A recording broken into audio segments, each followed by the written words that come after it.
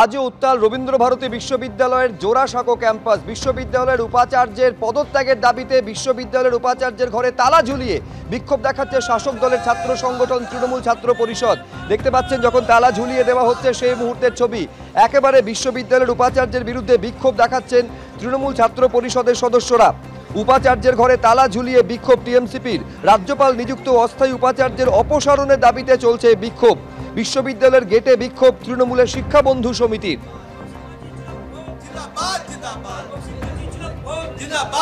এবং বিভিন্ন অনৈতিকমূলক যে ডিসিশনগুলো সেই ডিসিশনগুলো ওনারা নিয়ে যাচ্ছে।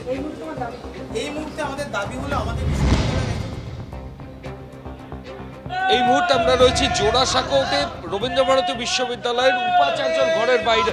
এই মুহূর্তে যে ছবি আমরা দেখাবো যে ভাইস চ্যান্সেলর উপাচার্য তার রবীন্দ্রভারতী বিশ্ববিদ্যালয়ের যে উপাচার্যের ঘর সেটা কিন্তু তৃণমূল ছাত্র পরিষদের যারা সদস্য তারা এইভাবে তালা লাগিয়ে দিলেন। সরাসরি ছবি আমরা দেখাচ্ছি বিশ্ববিদ্যালয়ের উপাচার্যের ঘরের বাইরে। এই মুহূর্তে তৃণমূল ছাত্র পরিষদের তরফ থেকে বিক্ষোভ চলছে। ভিসির পদে যিনি রয়েছেন তার অপসারণ চান তৃণমূল ছাত্র পরিষদের যারা সদস্য সমর্থক। অন্যদিকে বাইরে বিশ্ববিদ্যালয় গেটের বাইরে শিক্ষা বন্ধু যে সংগঠন সেই সংগঠনের তরফ থেকেও কিন্তু ক্রমাগত বিক্ষোভ দেখানো হচ্ছে।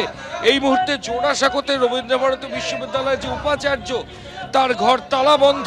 আমরা কয়েকজন ছাত্রের সাথে একটু কথা বলার চেষ্টা করব এবং তারপরই গোটা বিষয়টা কিন্তু গতকাল থেকে এখানে অশান্তি হয়েছিল। এই মুহূর্তে বাইরে পুলিশ আধিকারিকরা রয়েছেন এবং এই মুহূর্তের ছবি যেটা দেখাচ্ছি যে অবস্থান বিক্ষোভ তৃণমূল ছাত্র পরিষদের। কি দাবি আপনাদের? আমাদের মূলত দাবি হলো আমাদের বিশ্ববিদ্যালয়ের এখন যিনি অস্থায়ী উপাচার্য রয়েছেন তিনি একজন প্রাক্তন বিচারপতি এবং তিনি কিছু অনৈতিকভাবে ডিসিশন নিয়ে গেছেন বিশ্ববিদ্যালয়ের ক্ষেত্রে, যেই ডিসিশনগুলি নেওয়ার এখতিয়ার তার নেই। তাছাড়া কালকে আমরা যখন এখানে শান্তিপূর্ণভাবে বিক্ষোভ করছিলাম আমাদেরকে বিশ্ববিদ্যালয় প্রাক্তরে ঢুকতে দেওয়া হয়নি। ভিসি নির্দেশ দিয়েছিল যে ওরা যেন না ঢুকতে পারে, বিশ্ববিদ্যালয়ের মেন গেটে তোমরা তালা দিয়ে দাও।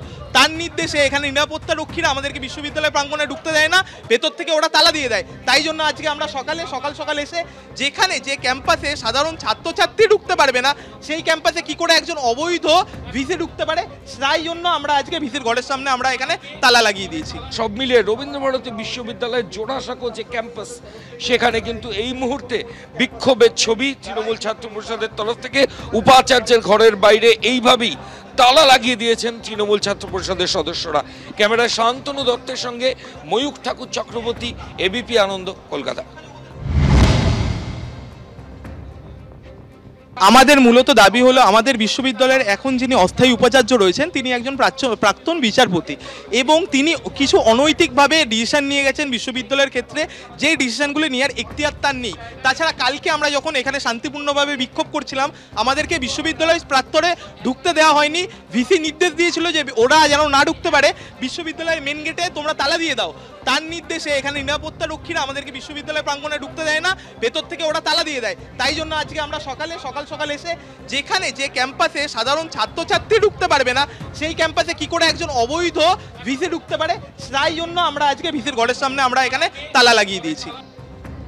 একেবারে স্পষ্টত অভিযোগ করছেন আন্দোলনরত ছাত্ররা যে নিয়ম বিরুদ্ধভাবে যে সমস্ত সিদ্ধান্ত নেওয়ার অধিকার তার নেই অন্তর্বর্তীকালীন উপাচার্য সেইটা করছেন, ফলে ঢুকতে দেবেন না উপাচার্যকে, এই জন্য তালা ঝুলিয়ে দেওয়া হয়েছে উপাচার্যের ঘরে। এবার যার বিরুদ্ধে এত ক্ষোভ তৃণমূল ছাত্র পরিষদের সেই অন্তর্বর্তীকালীন উপাচার্য শুভ্রকমল মুখোপাধ্যায়, তিনি কি বলছেন দেখুন।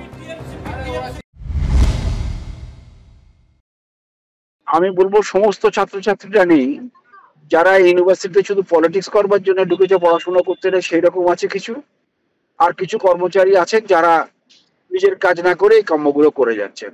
আমি তো নিজে সেখানে বসিনি, আমাকে হিজ এক্সেলেন্সি দি গভর্নর যিনি চ্যান্সেলর অফ দ্য ইউনিভার্সিটি আমাকে অ্যাপয়েন্টমেন্ট করে দিয়েছিলেন।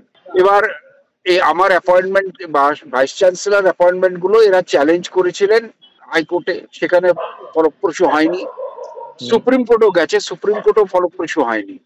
সুপ্রিম কোর্ট একটি কমিটি করে দিচ্ছে যেখানে ভাইস চ্যান্সেলর সিলেকশনের জন্য, তার প্রধান একজন রিটায়ার্ড চিফ জাস্টিস। তো ওরা সিলেক্ট করে দিলে ভাইস চ্যান্সেলর অ্যাপয়েন্টমেন্ট হলেই চলে যাব। তো আমাকে চ্যান্সেলর অ্যাপয়েন্টমেন্ট করেছেন as a vice chancellor, interim vice chancellor with all powers and duties of the vice chancellor. তো এখন এরা যে আন্দোলন করছে, আমি চলে গেলে ততক্ষণ না নতুন ভাইস চ্যান্সেলর আছে, তাহলে কি হবে? ইন্টাররেগনাম পিরিয়ডটা কি হবে?